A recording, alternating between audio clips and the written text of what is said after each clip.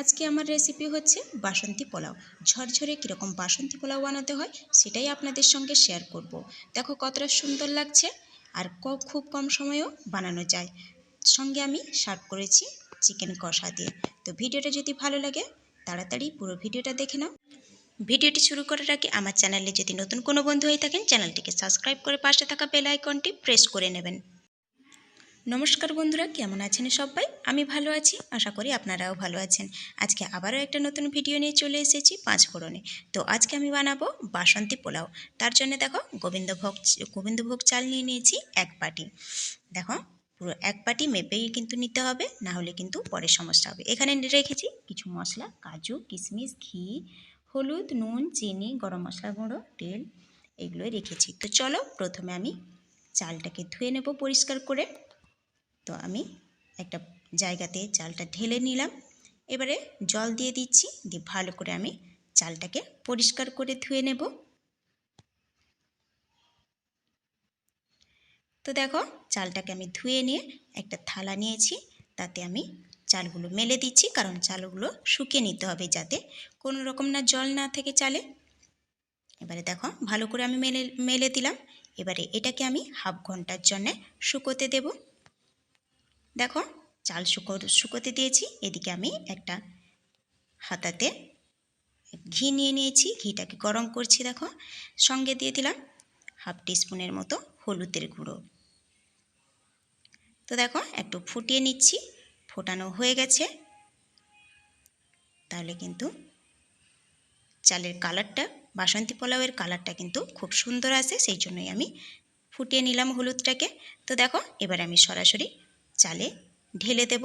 Half ঘন্টার পরে কিন্তু আমি ঘিটা দিচ্ছি। চাল কিন্তু খুব ঝরঝরে হয়ে গেছে শুকিয়ে।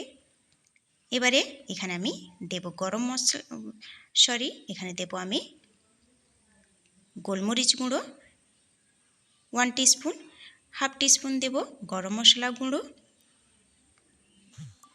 দেব এখানে আমি স্বাদ মতো নুন, দেব আমি চিনি দেব এখানে আমি আমার মাপ অনুযায়ী চিনিটা দিচ্ছি। আপনাদের যেরকম প্রয়োজন সেরকমই মিষ্টি ইউজ করতে পারেন, কিন্তু বাসন্তী পোলাও একটু মিষ্টি হয়, মিষ্টি না হলে কিন্তু খেতে ভালো লাগে না।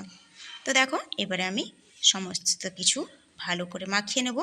এতে দিয়ে দেব 1 টিস্পুনের মতো আদা বাটা দিয়ে দেব।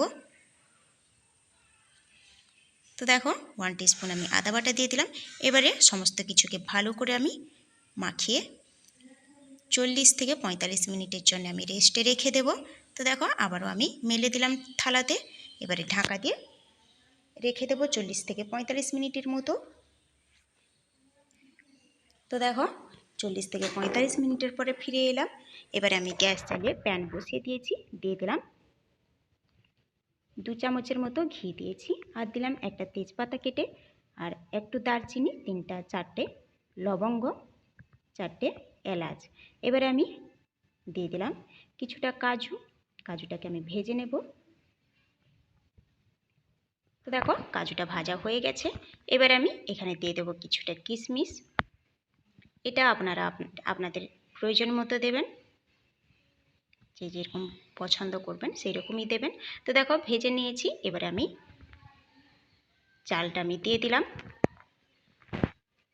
এবারে চালটাকে আমি 5 মিনিটের মতো লো ফ্লেমে কিন্তু ভেজে নেব। গ্যাসটাকে কিন্তু লো ফ্লেমেই রাখতে হবে, হাইতে রাখলে কিন্তু চালটা পুড়ে যাওয়ার সম্ভাবনা থাকবে। তো দেখো চালটাকে আমি 5 মিনিট ধরে হালকা ফ্লেমে ভেজে নিয়েছি। এবারে আমি এখানে যেই বাটিতে চাল নিয়েছিলাম সেই বাটি অনুযায়ী 2 বাটি আমি জল দিয়ে দিচ্ছি। আর হ্যাঁ, এখানে আমি ঈষৎ উষ্ণ গরম জল দিচ্ছি, এখানে কিন্তু ঠান্ডা জল আমি ইউজ করছি না। এবারে দেখো ভালো করে আমি মিশিয়ে নেব। মিশিয়ে বলক ওঠা পর্যন্ত আমি একটু ওয়েট করব। তো দেখো বলক উঠে গেছে। এবারে আমি এখানে কিন্তু ঢাকা দিয়ে দেব। তো দেখো ভালো করেই বলক চলে এসছে। এবারে আমি ঢাকা দিয়ে দিলাম 10 মিনিটের জন্যে। এবারে 10 মিনিটের পরে কিন্তু আমি ঢাকা খুলে নেব। দেখো একটু দেখে নেব ঢাকা খুলে। দেখো জলটা শুকিয়ে এসছে আর চালটা কিন্তু প্রায় ফুটে এসছে। এবারে কিন্তু দেখিয়ে দিচ্ছি, দেখো চালটা এবারে কিন্তু আর গ্যাস জ্বালিয়ে রাখলে কিন্তু তলায় লেগে যাবে, পুড়ে যাবে। তাই আমি গ্যাসটা পুরোটাই বন্ধ করে দিলাম। এবারে আমি এই রকম দমে ঢাকা দিয়ে রেখে দেবো আবার 10 থেকে 15 মিনিটের জন্য। তো দেখো উল্টে দিচ্ছি, চালটাকে ভালো করে একটু উল্টে দিয়ে আমি ঢাকা দিয়ে দেবো আবার। এখানে কিন্তু বলছি গ্যাসটা কিন্তু আমি বন্ধ করে দিয়েছি। ঢাকা দিয়ে 10 থেকে 15 মিনিটের পরে আবারও দেখো ফিরে এলাম ঢাকা খুলে নিয়ে। কতটা ঝরঝরে হয়েছে দেখো, খুব কম সময়েও বানানো যায়। কতটা পারফেক্ট হয়েছে দেখতেই পেলে তোমরা। তো দেখো আমি সার্ভ করে নিয়েছি, সঙ্গে নিয়েছি চিকেন কষা। খুব সহজেই আমি বানিয়ে দেখিয়ে দিলাম কতটা ঝরঝরে বানানো যায় বাসন্তী পোলাও, আর খেতেও কিন্তু অসাধারণ হয়।